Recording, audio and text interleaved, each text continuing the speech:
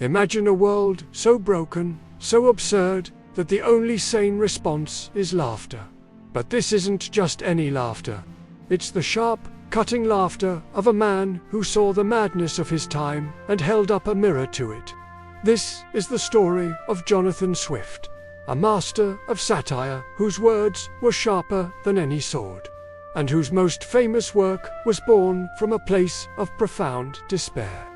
Born in Dublin in 1667, Swift's early life was anything but easy. His father died before he was born, leaving his mother to raise him in poverty. This early exposure to hardship ignited a fire in him, a deep-seated frustration with the injustices he saw all around him. He was a brilliant student, but his rebellious nature often got him into trouble. He channeled this restless energy into writing, and it quickly became clear he had a rare talent, the ability to wield words like weapons. He began his career as a political pamphleteer in London, a city teeming with ambition, corruption, and social climbing. Here, Swift honed his satirical edge. He saw powerful men playing games with the lives of ordinary people, and he wasn't afraid to call them out. His pamphlets were anonymous, sharp, and wickedly funny, making him a feared and respected voice in the political shadows. He was a master of disguise, adopting different personas in his writing to expose the hypocrisy of the elite. But this life of political intrigue was taking a toll. He grew disillusioned with the endless backstabbing and empty promises. This brings us to a critical turning point. What happens when a man who fights with words feels like he's losing the war? He retreats, disheartened. Swift returned to Ireland, not in triumph, but in a kind of exile. He was appointed Dean of St. Patrick's Cathedral in Dublin, a respectable position, but one he considered a demotion from the centre of power in London. He felt trapped, forgotten, and his frustration simmered. It was in this fertile ground of disappointment that the seeds of his greatest and most shocking work were sown. Ireland in the early 18th century was a place of immense suffering. English policies had crippled the Irish economy, leading to widespread poverty and famine. The streets of Dublin were filled with starving families, a sight that haunted Swift daily. He saw the wealthy landowners, many of them absent English lords, grow richer while the Irish people starved. He wrote letters, essays, and pamphlets, pleading for reform, but his words seemed to fall on deaf ears. The English government was indifferent, and the Irish elite were complicit. The sheer scale of the cruelty was overwhelming. It was this feeling of utter helplessness that pushed Swift to his breaking point. He decided that rational arguments were useless. The world had gone mad, so he needed to respond with a proposal so insane, so utterly monstrous, that it would shock people out of their apathy. He needed to create something that would force them to confront the horror they were ignoring. And what he came up with would cement his legacy as either a genius or a madman, depending on who you asked. This is where the story takes a dark and unforgettable turn. In 1729, Swift anonymously published a pamphlet titled A Modest Proposal. The full title was A Modest Proposal for Preventing the Children of Poor People from Being a Burthen to Their Parents or Country, and for Making Them Beneficial to the Public.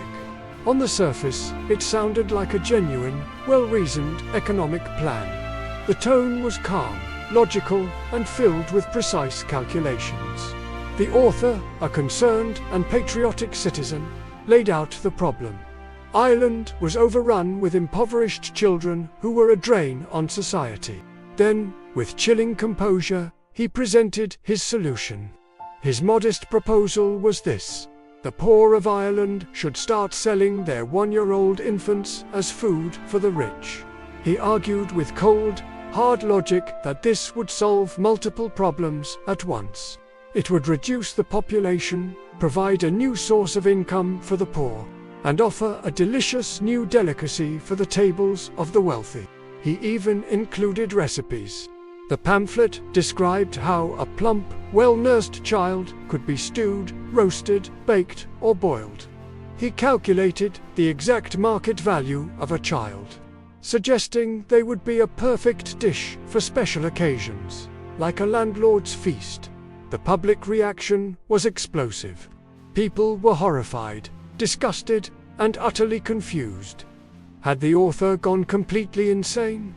Was this a serious proposition? Many missed the point entirely and condemned the pamphlet as the work of a monster. But that was precisely Swift's goal. He wanted to provoke, to shock, to disgust.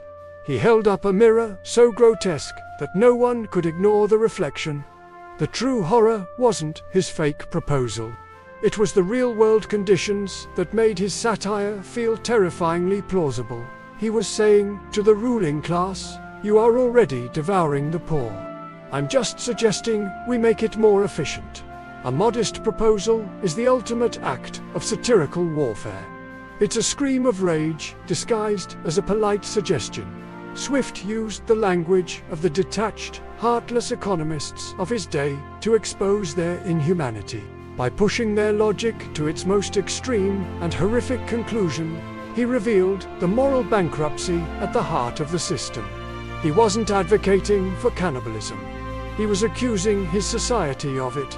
And here's the truly surprising twist, the detail that changes everything.